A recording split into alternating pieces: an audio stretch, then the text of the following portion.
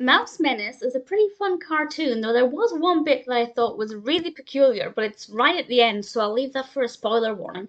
But this is a 1946 Warner Brothers cartoon directed by Arthur Davis and written by George Hill and Hubie Carp, with voices provided by Mel Blanc. And this is a Porky Pig cartoon, and Porky has an unwanted mouse, so he employs the help of various cats, and none of the cats are able to get rid of this mouse.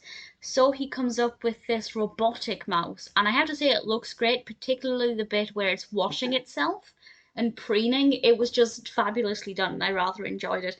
And what we have is various attempts on the cat, this robotic cat, to try and capture the mouse, and various attempts of the mouse to avoid being captured and doing different things to the cat. And I won't say any more than that, but I will say it worked very well and I really liked it. Very well animated, really liked the design of the cat. Some of the things were predictable, but some definitely weren't. It's quite a creative cartoon, and Porky was very good in it as well. No complaints about any of that at all. Really thoroughly enjoyed it, and in terms of the narrative and the characters, I definitely recommend it.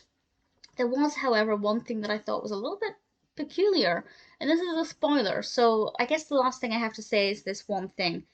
So this is a spoiler for something that happens at the end, and at the end, Porky speaks, and then the mouse speaks, and the voice is almost identical. I know they're both Mel Blanc, but I actually had to kind of rewind it a couple of seconds to listen again because they just sound so alike, the two voices, and they're not identical, but it's just really bizarre that they choose to use basically a similar, very, very similar voice for the two characters side by side. So that was a little bit jarring and kind of ruined the end of it. But other than that, it's a good cartoon. If you haven't seen it, I do recommend it.